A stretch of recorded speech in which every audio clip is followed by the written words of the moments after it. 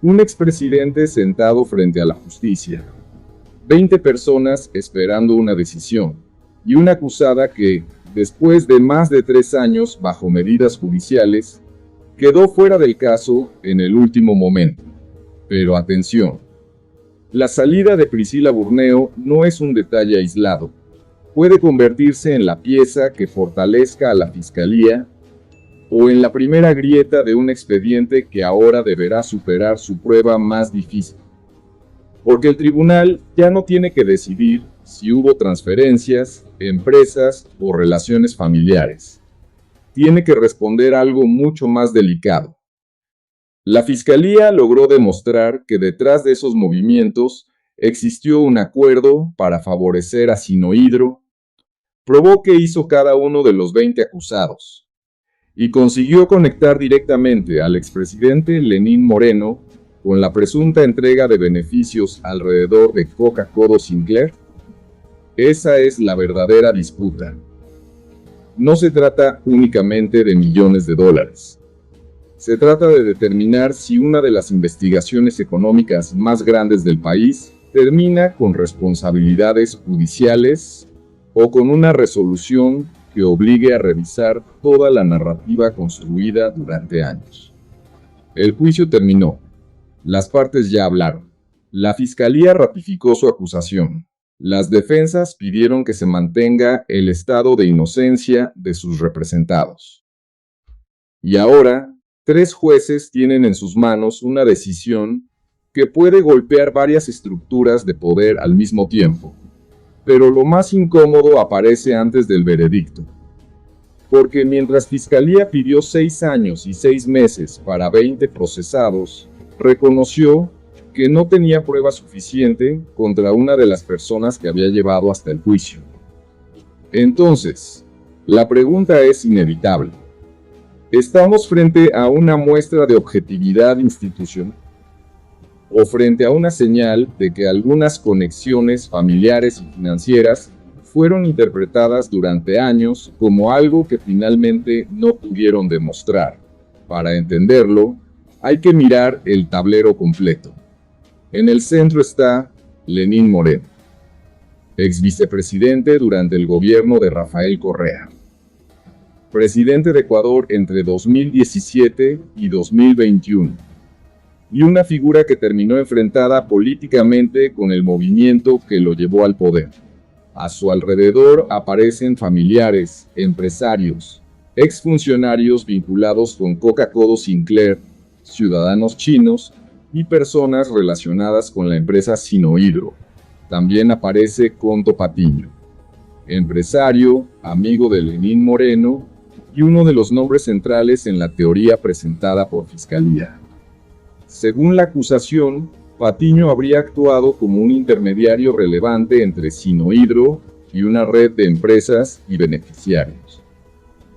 La Fiscalía sostiene que la compañía china habría acordado entregar aproximadamente el 4% del valor inicial del contrato de Coca-Cola Sinclair.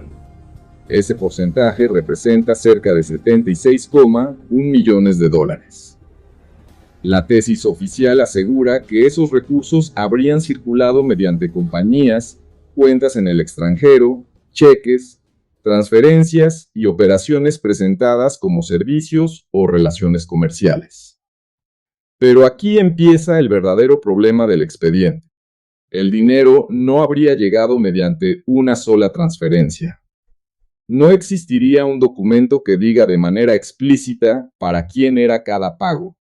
Y tampoco aparece una operación simple que permita seguir el recorrido desde Sinohydro hasta todos los procesados sin necesidad de interpretación. Lo que existe, de acuerdo con la Fiscalía, es una cadena de movimientos.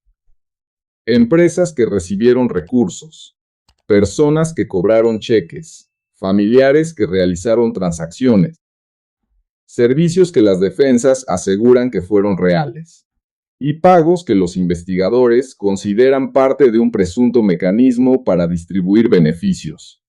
Por eso este caso no se define solamente con estados de cuenta, se define con conexiones. Y justamente allí está su mayor fortaleza, pero también su principal riesgo. Fiscalía presentó durante el juicio testimonios, peritajes, documentos financieros y asistencias internacionales. Su objetivo fue demostrar que los movimientos no eran operaciones independientes, que, cuando se colocan en una misma línea de tiempo, muestran una estructura relacionada con la adjudicación y el financiamiento de Coca-Cola Sinclair. La defensa sostiene exactamente lo contrario. Afirma que la Fiscalía tomó relaciones familiares, trabajos facturados, pagos privados y actividades comerciales para construir una narrativa que no demuestra una conducta penal individual. Dos lecturas, los mismos movimientos, y un tribunal que deberá decidir cuál de ellas está respaldada por la prueba. Pero para entender por qué la decisión puede sacudir el tablero político, hay que regresar al origen de la obra. Coca-Cola Sinclair fue presentada como uno de los proyectos energéticos más importantes de Ecuador. Una hidroeléctrica capaz de producir hasta 1500 megavatios y transformar la capacidad eléctrica del país. La construcción quedó en manos de Sinohidro.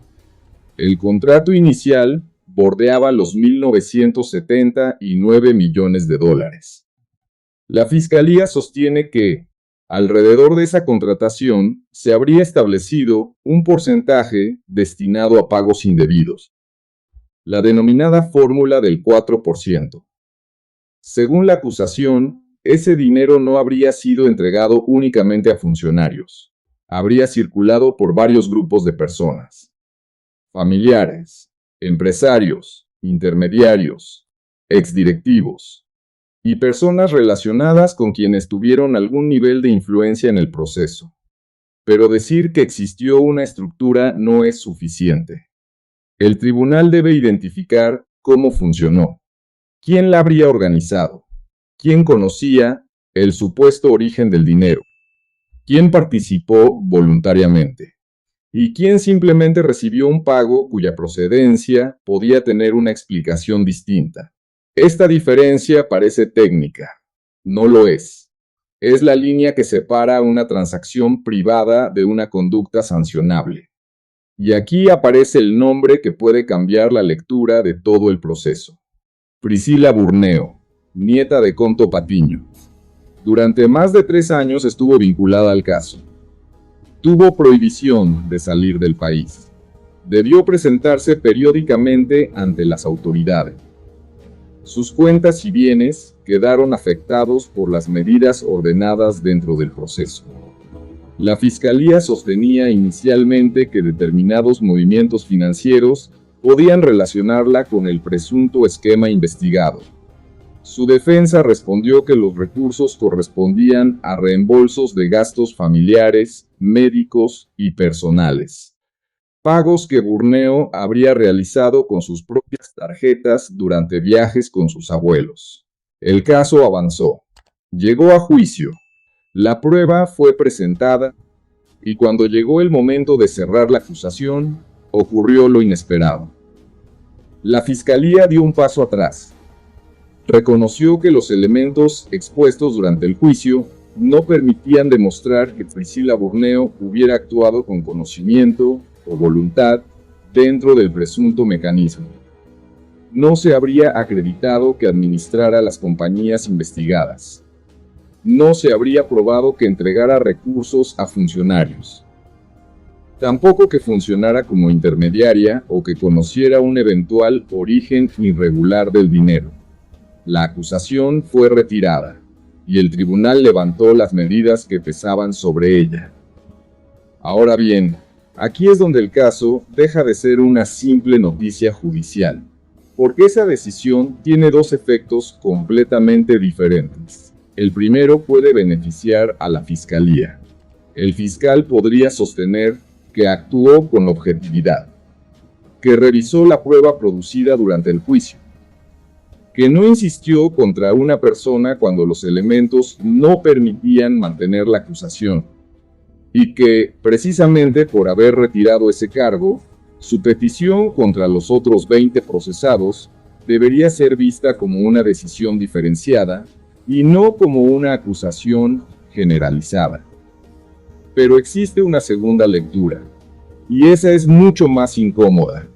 Si una persona permaneció más de 3 años vinculada al expediente por transferencias, que finalmente tuvieron una explicación lícita, ¿podría estar ocurriendo algo parecido con otros procesados?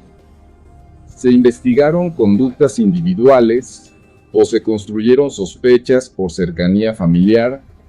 ¿Cada transferencia fue analizada dentro de su contexto real? ¿O algunas operaciones fueron incorporadas porque encajaban dentro de la teoría general del caso?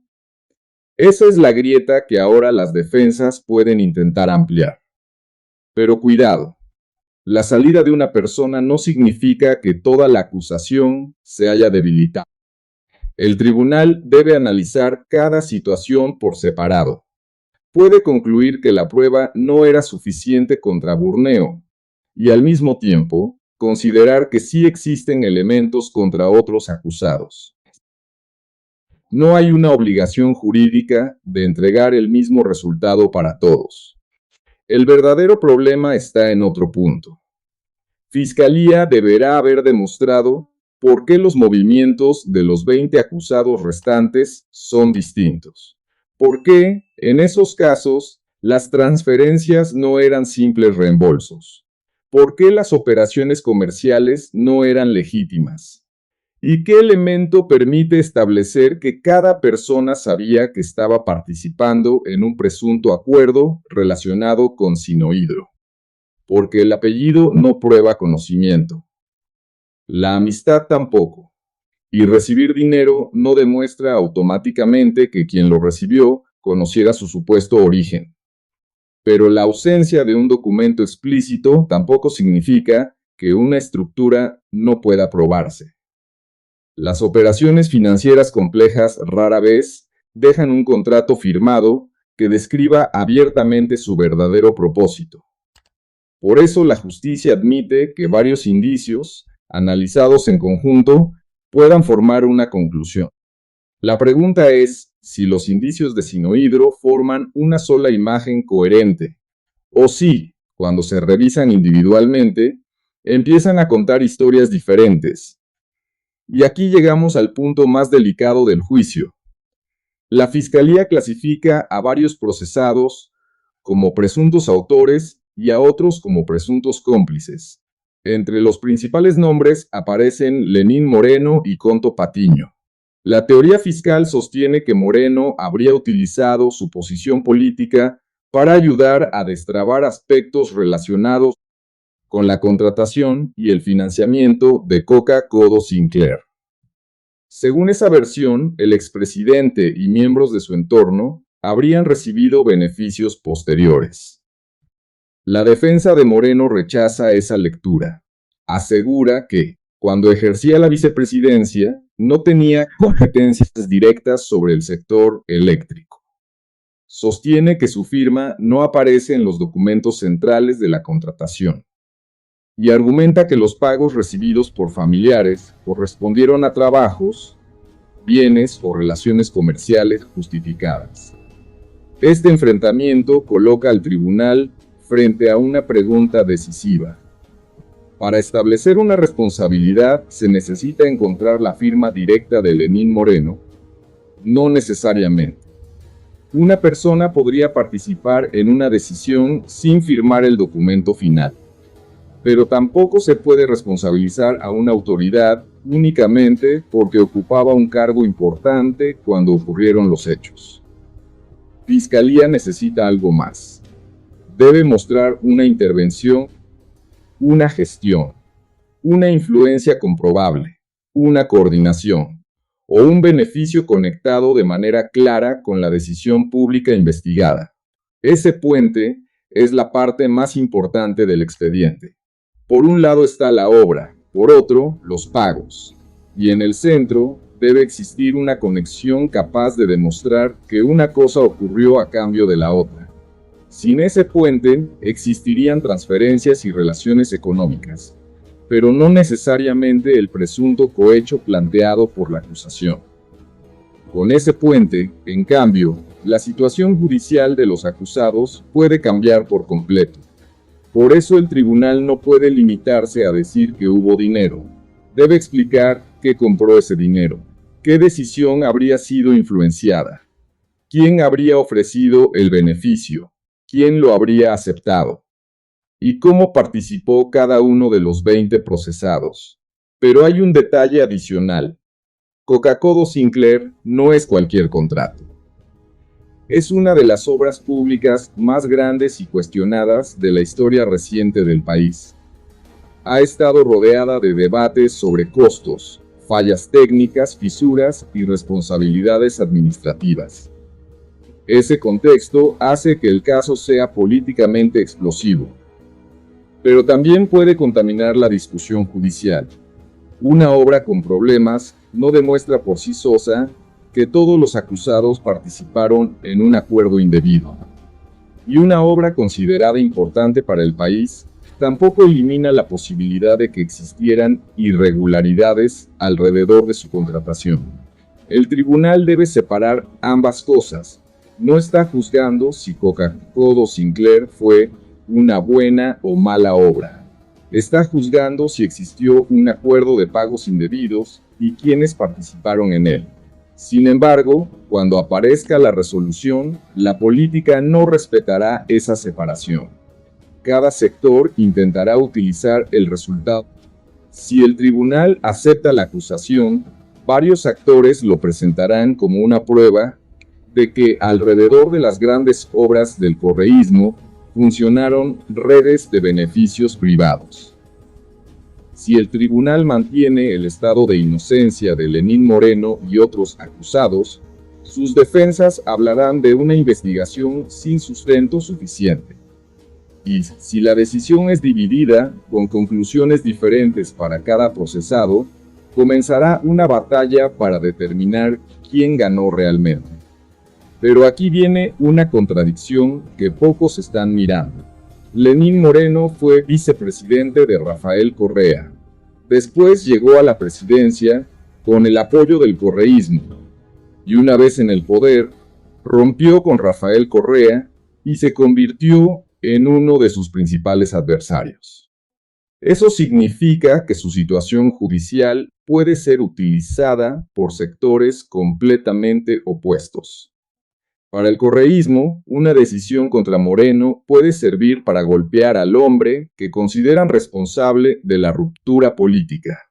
Pero, al mismo tiempo, el expediente está relacionado con una obra contratada durante el gobierno de Rafael Correa. Entonces, cualquier intento de utilizar el caso contra Moreno también puede devolver la atención hacia la estructura de contratación de aquella administración. Moreno está en el centro, pero el alcance político supera su figura. El caso toca la relación entre Ecuador y China, la participación de empresas estatales extranjeras, el financiamiento internacional de obras públicas, los mecanismos de control del Estado, la actuación de intermediarios privados y la manera en que familias y círculos cercanos a figuras públicas terminan involucrados en movimientos financieros de gran tamaño. Por eso, la resolución puede producir consecuencias, incluso si no existe una decisión uniforme. Si el tribunal determina responsabilidades, Fiscalía ganará fuerza para defender su método de reconstrucción financiera. Podrá sostener que no necesitaba una única prueba directa, porque la relación entre empresas, movimientos y decisiones formó una estructura verificable. Pero si el tribunal considera insuficiente la acusación, el impacto será fuerte. No solo por Lenín Moreno. También porque quedarían preguntas sobre el uso de medidas cautelares, la duración del proceso y la forma en que se incorporó a varias personas dentro del expediente. La situación de Priscila Burneo ya dejó una pregunta abierta. ¿Cómo se repara el impacto causado a una persona que permaneció más de 3 años bajo restricciones y cuya acusación fue retirada al final del juicio? La respuesta jurídica puede consistir en levantar las medidas, pero el impacto personal, económico y reputacional no desaparece de inmediato. Y eso obliga a observar con más cuidado la decisión que se tome sobre los otros 20 procesados. El tribunal no puede resolver únicamente para satisfacer la expectativa pública. Tampoco puede dejarse arrastrar por la presión política. Necesita una decisión motivada. Una explicación que detalle qué pruebas acepta, cuáles descarta, qué transferencias considera justificadas, cuáles conecta con el presunto acuerdo, y qué conducta específica atribuye a cada persona. Porque después del anuncio inicial vendrá una segunda batalla, la de los recursos. Una eventual resolución podrá ser impugnada. Las defensas revisarán cada razonamiento. La Fiscalía analizará cualquier ratificación del estado de inocencia. Y las partes buscarán errores, contradicciones o vacíos que permitan cambiar el resultado en instancias posteriores. Eso significa que el caso no se define solamente por lo que diga el tribunal.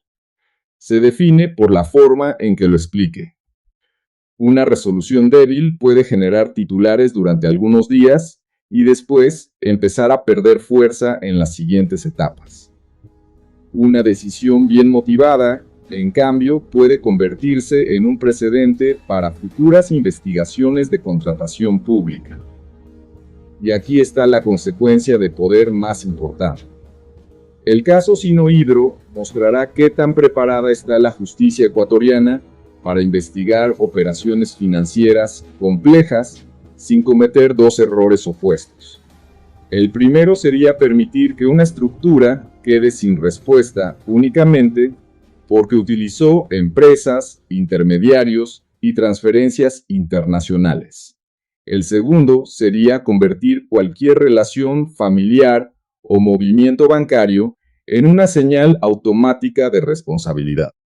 Ni impunidad por complejidad, ni acusación por asociación. Ese es el equilibrio que el tribunal debe encontrar. Por ahora, la situación es clara. Fiscalía sostiene que existió un presunto esquema de $76,1 millones relacionado con Coca-Cola Sinclair. Pidió 6 años y 6 meses para 20 procesados.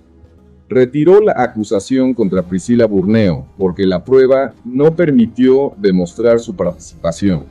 Las defensas aseguran que tampoco existe evidencia suficiente contra sus representados. Y 3 jueces deben decidir qué versión consiguió superar el juicio. Pero cuando llegue el día de la resolución, hay 5 señales que debemos observar. La primera será la fórmula del 4%. El tribunal deberá explicar si considera demostrado que ese porcentaje correspondía a pagos indebidos o si acepta la versión de que existieron servicios comerciales. La segunda será el papel de Conto Patiño. Su relación con Sinohydro y el movimiento de recursos es una de las piezas centrales de la teoría fiscal. La tercera será Lenín Moreno. Los jueces tendrán que establecer si existe una conexión demostrada entre sus funciones públicas, las gestiones atribuidas por Fiscalía y los beneficios investigados. La cuarta será la responsabilidad individual de los familiares y empresarios. No todos ocuparon cargos públicos. Por eso deberá explicarse qué conocimiento y qué participación tuvo cada uno. Y la quinta será el efecto de la salida de Priscila Burneo. ¿El tribunal la tratará como un caso completamente aislado? ¿O utilizará el mismo estándar de análisis para revisar las transferencias atribuidas a los demás acusados? Ese punto puede definir el resultado. Porque la pregunta final no es si el expediente contiene muchos documentos, tampoco si la cifra genera impacto. La pregunta es si Fiscalía consiguió convertir todos esos elementos en una historia probada ante la justicia. Una historia donde cada pago tiene una función, cada persona tiene un papel, y cada beneficio está conectado con una decisión pública.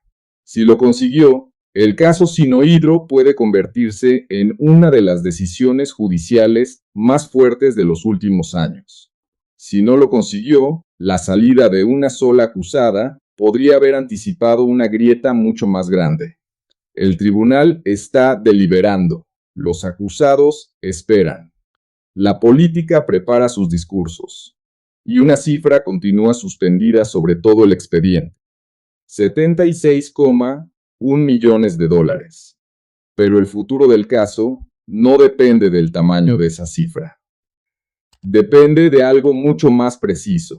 De si la justicia puede demostrar quién recibió qué sabía cada persona y qué decisión se habría intentado influir. Hasta que el tribunal se pronuncie, la presunción de inocencia se mantiene para los 20 procesados. Pero cuando llegue la resolución, no solamente conoceremos el futuro judicial de Lenín Moreno y el resto de los acusados. También sabremos si la teoría que sostuvo el caso durante años logró mantenerse en pie cuando fue sometida a su prueba definitiva. Y esa respuesta puede cambiar mucho más que un expediente. Puede cambiar la narrativa política sobre Coca-Cola Sinclair, la credibilidad de la fiscalía y la forma en que Ecuador investigará sus próximos grandes contratos públicos.